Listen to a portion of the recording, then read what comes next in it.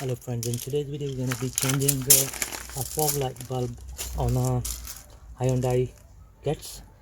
So just going to take the screws out, 2 screws.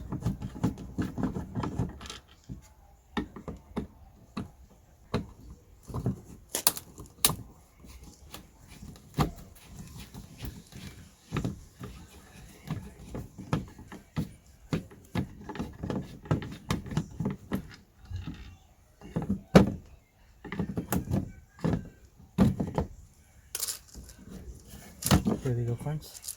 So twist it anti-clockwise. So push the bulb in and twist it anti-clockwise to take it out. This bulb is blown out. Okay, so just gonna put the new bulb in.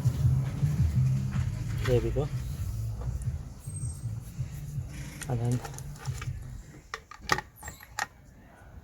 just gonna push it in and then turn it clockwise. There we go. That's the fog light bulb change in no time.